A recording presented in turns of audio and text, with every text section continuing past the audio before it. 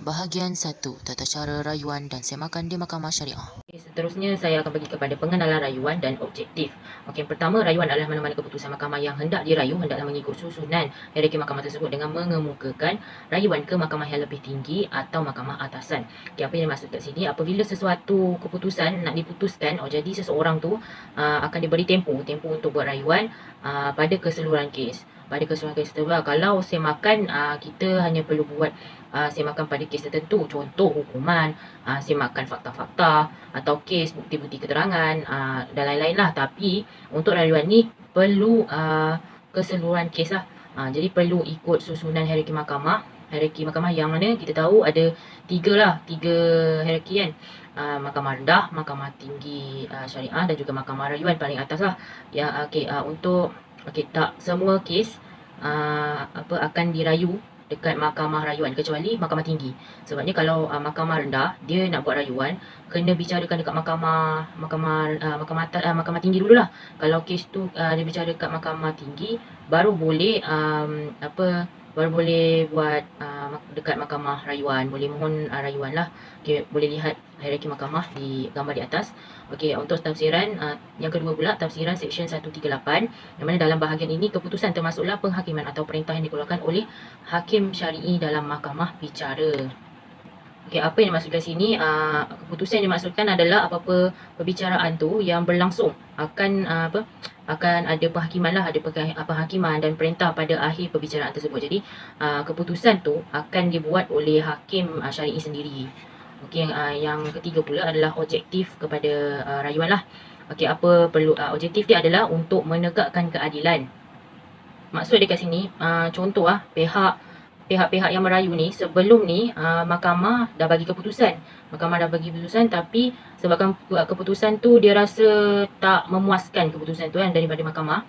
Jadi dia buat rayuan. Jadi pihak-pihak ini akan diberi peluang oleh undang-undang di mahkamah yang lebih tinggi untuk mereka mendengar semula perbicaraan dan memutuskan rayuan yang dikemukakan. Bagi menjamin hak-hak yang bertikai lah. Okey, dia ada dua cara memfailkan rayuan jika seorang tu tak berpuas hati dengan keputusan mahkamah. Yang pertama boleh melalui peguam dan yang kedua adalah dengan mana perayu tu failkan sendiri surat rayuan tu lah. Okay, seterusnya kita pergi kepada notis rayuan menurut Seksyen 139 Pasal 2 yang menyatakan apa yang dimaksudkan kat sini, perayu yang hendak buat rayuan. Okay, perayu ni mesti failkan sekali dengan satu notis rayuan seperti yang telah diwartakan dalam borang MS 29. Dia perlu lampirkan sekali borang tersebut, and then notis tadi tu akan digunakan sama ada dia difailkan oleh peguam ataupun perayu sendiri yang akan bagi borang tersebut lah. Okey, yang ketiga pula, yang pasal ketiga, dalam keadaan tertentu perayu boleh merayu atas ketidakpuas hati dengan keputusan mahkamah dalam bahagian tertentu lah, ataupun dalam keseluruhan kes. Jadi dia boleh dibicarakan semula.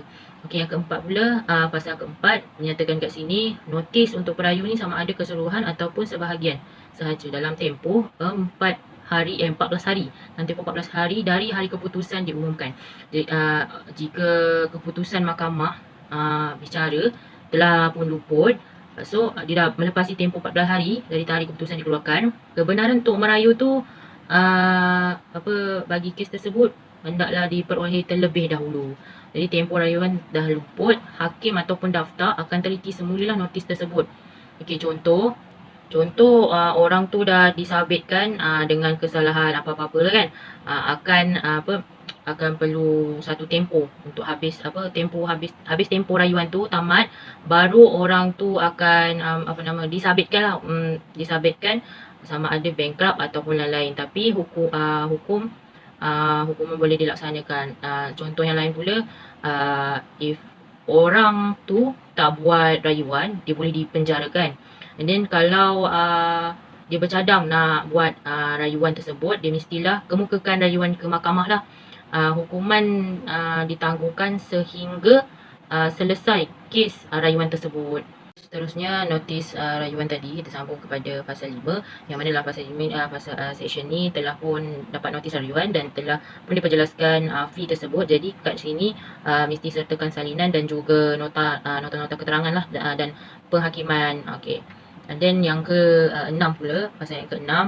Dalam pasal yang ke-6 ini menyatakan bila salinan dah dapat diperakui, dah disahkan nota-nota keterangan dan alasan mahkamah kan. So mahkamah perlu maklumkan pada perayu-perayu secara kendiri dan affidavit penyampaian yang hendak dibuat.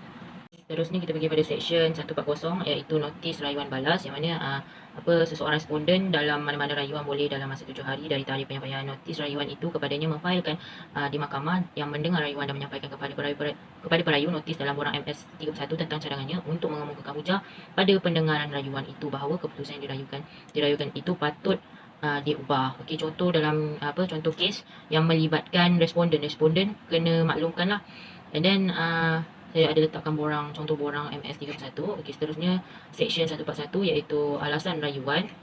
Dalam subsection 141 ni, section 141 subsection 1 menyatakan dalam masa 14 hari tarikh penerimaan dan perayu tu kena kemukakan alasan dalam 5 salinan dekat pendaftar mahkamah.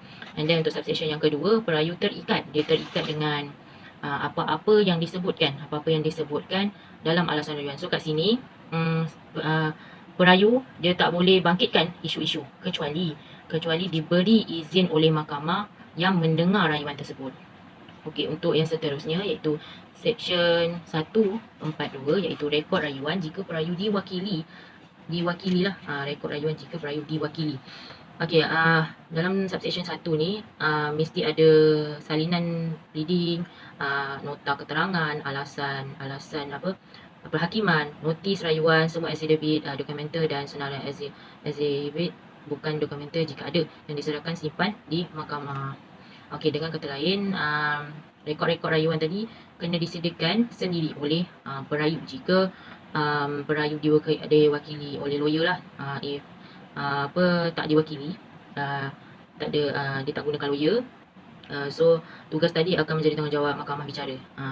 Mahkamah bicara lah, mesti ada 2 rekod salinan kalau kes tu dirayu di mahkamah tinggi mahkamah tinggi syariah, dan sekurang-kurangnya 5 salinan kalau kes tu di mahkamah rendah syariah. So mahkamah akan tetapkan tarikh pendenggaran, and then satu affidavit penyampaian atau perintah untuk kemukakan sebagai bukti penyampaian pihak-pihak yang telah disempurnakan. Seterusnya untuk section 143, iaitu rekod rayuan jika perayu tidak diwakili atau perayu sebagai orang miskin. Okey, dalam subsection 1 apa yang dimaksud kat sini, penyediaan rekod ni perlu sehingga peringkat perayu memfailkan alasan rayuan tersebut lah. Untuk subsection yang kedua, apa yang dimaksudkan, mahkamah akan maklumkan kepada perayu-perayu dalam satu notis rayuan sudah siap, dalam satu notis rekod rayuan yang sudah siap lah. Dan untuk subsection yang ketiga, bila notis rekod rayuan tadi dah siap, telah dimaklumkanlah kepada perayu, so bayaran deposit tu untuk tampung kos penyediaan rekod rayuan, dan bayaran jaminan hendaklah diambil kecuali perayu tu telah dibenarkan mahkamah untuk mendakwa dirinya sebagai orang miskin. Okey, seterusnya kita pergi kepada semakan. Okey, apa yang dimaksudkan semakan ni? Semakan adalah satu proses yang dilakukan untuk menyemak, untuk menelitilah kembali fakta-fakta secara teliti supaya tak ada kesalahan, tak ada yang tercicir.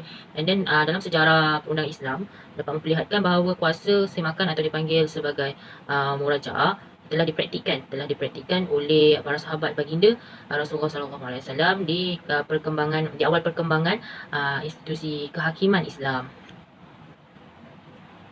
Hal ini kerana sebab ada di dalam kitab Fiqh As-Sunnah karangan Sayyid Sabiq ada meriwayatkan bahawa Abu Sa'ur dan Daud pernah mengatakan sesuatu keputusan yang ternyata salah, boleh dibatalkan kerana sesuatu kesalahan itu wajib diperbetulkan. Dalam bidang kuasa mahkamah dalam pengawasan dan penyemakan kes dalam Akta Pentadbiran Undang-Undang Islam Wilayah-Wilayah Persekutuan 1993, dalam seksyen di bawah seksyen 51 subseksyen 1, Mahkamah Tinggi Syariah hendaklah mempunyai bidang kuasa pengawasan dan penyemakan ke atas semua mahkamah rendah syariah. Manakala dalam seksyen 53 kurungan subseksyen 1 menyatakan Mahkamah Rayuan Syariah hendaklah mempunyai bidang kuasa pengawasan dan penyemakan ke atas Mahkamah Tinggi. Maknanya untuk Mahkamah Tinggi dia ada bidang kuasa untuk menyemak semua kes dekat dalam mahkamah rendah, manakala yang untuk Mahkamah Rayuan akan penyemakan kes keseluruhan ke atas Mahkamah Tinggi. Seterusnya untuk tata cara permohonan semakan kes oleh hakim bicara. Okey, untuk permohonan ni kita perlulah menyatakan butiran-butiran berkaitan perintah. Okey, dan mesti diserahkan kepada mahkamah atas. So untuk seterusnya, jika tak ada sebarang kesilapan kesilapan, so mahkamah akan menjalankan kuasa penyemakan dan hendaklah membuat surat makluman mengenainya. And then jika berlaku sebaliknya, mahkamah akan menjalankan menjalankan kuasa penyemakan tersebutlah. Dalam penyemakan tu tiada pihak-pihak yang boleh mendengar keterangan kecuali difikirkan patut. Maknanya kalau mahkamah benarkan, boleh lagi orang awam untuk mendengar, tapi sekiranya mahkamah tidak membenarkan, jadi orang-orang orang awam ataupun perayu-perayu tersebut tidak boleh mendengar rayuan tersebutlah. Bahagian 2. Prosiding interlocutory dan perintah intim di Mahkamah Syariah. Kita pergi kepada pengenalan interlocutory dan proceeding lah. Okey, apa yang dimaksudkan proceeding interlocutory adalah suatu prosedur permulaan atau prosedur praperbicaraan yang mana melibatkan pleading, penzahiran dokumen, pemeriksaan dokumen yang turut melibatkan dalam proceeding mal, dan ia bertujuan untuk memastikan takrifan suatu isu itu diputuskan pada hari perbicaraan yang berlaku. Maknanya semasa hari kejadian tu dibicarakanlah untuk mengelakkan daripada suatu peristiwa berlaku, suatu kejadian kejutan akan berlaku. Untuk cara membuat permohonan dalam proceeding interlocutory, mahkamah secara nyata ataupun tersirat, permohonan tu hendaklah dibuat dalam borang MS49 dan hendaklah diarahkan didengar oleh mahkamah dalam kamar di hadapan seorang hakim. Dan juga setiap permohonan tu dinyatakan jenis perintah yang dipomoh secara am dan alasan-alasan bagi permohonan tersebutlah. Maknanya dia kena nyatakan jenis-jenis perintah yang dikenakan dan juga permohonan, alasan apa permohonan itu dibuat. Dan yang seterusnya adalah permohonan tu di bawah bab mana yang dibuat secara ex parte, melainkan jika diarahkan selainnya oleh mahkamah atau diperuntukkan selainnya dalam bab ini. Seterusnya kita pergi kepada pengenalan perintah intim di mahkamah. Okey, perintah intim ni maksudnya apa-apa perintah, dia bermaksud perintah sementara. Perintah sementara yang dikeluarkan mahkamah melalui permohonan mana-mana pihak dalam mana-mana kuasa. Okey, perintah intim ni diperintahkan dalam beberapa bentuk, iaitu perintah injunksi, iaitu perintah tegahan. Yang kedua adalah perintah intim tentang hadanah. Hadanah iaitu hak penjagaan anak, dan juga perintah intim berkaitan dengan anak atau isteri. Okey, perintah intim ni diperuntukkan di bawah seksyen 200 Akta atau Enakmen Tata Cara Mal Mahkamah Syariah yang menyatakan permohonan hendaklah membuktikan permohonan yang dibuat itu adalah suatu yang mendesak dan perlu disokong dengan affidavit. Permohonan perintah intim boleh dibuat secara ex parte, secara sebelah pihak lah, yang juga hendaklah membuktikan bahawa permohonan yang dibuat adalah suatu yang mendesak dan perlu juga disokong dengan affidavit. Seterusnya kita pergi perintah intim tentang hadanah, hak jagaan anak, yang mana ia tertakluk kepada enakmen Undang-Undang Keluarga Islam Negeri Melaka 2002, yang mana jika mahkamah berpuas hati dan ada keadaan-keadaan tertentu yang mana untuk mendapatkan hadanah seorang kanak-kanak, perintah intim tu akan dikuatkuasakan serta merta. Maknanya kalau dalam keadaan dalam keadaan mendesak itu, dia akan terus mahkamah akan buat keputusan dengan kuasa yang atas perkara tersebutlah. Okey, yang kedua, permohonan ni di bawah seksyen ini tak boleh dibuat sebelum tindakan dimulakan, kecuali dalam hal yang mendesak. Mesti dicakapkan mendesak. Bila dalam keadaan sesuatu yang mendesak dalam demi kepentingan atau keadilan untuk perlindungan kanak-kanak tersebut, jadi mahkamah boleh keluarkan perintah intim tersebut. Yang ketiga pula, jika pemohon ialah plaintiff, so dalam satu kes yang mendesak ini, permohonan itu boleh dibuat secara ex parte yang hendaklah disokong dengan affidavit. Seterusnya adalah perintah in term tentang nafkah. Okay, perintah in term tentang nafkah ini dia tertakluk kepada Enakmen Keluarga Islam Negeri Melaka 2002, yang mana jika mahkamah berpuas hati dengan permohonan mana-mana pihak untuk mendapatkan nafkah, so mahkamah akan membuat satu perintah in term tentang nafkah terhadap orang yang bertanggung menurut hukum syarak untuk membayar nafkah. Maka mahkamah boleh membuat perintah sedemikian tu berkuat kuasa lah serta-merta. Serta-merta mahkamah akan berkuat kuasa sehingga mahkamah membuat keputusan atas kausa atau perkara itu. Jadi yang kedua pula, jika pemohon itu berkenaan dengan nafkah seorang kanak-kanak, jadi mahkamah dia tak boleh buat perintah sedemikian, melainkan jika mahkamah berpuas hati bahawa bapa kanak-kanak itu atau seseorang yang bertanggungan menurut syarak untuk membayar nafkah kanak-kanak itu berkeupayaan. Jika bapa itu berkeupayaan, jadi mahkamah tak boleh membuat perintah in term tersebutlah untuk membayar nafkah yang dipohon.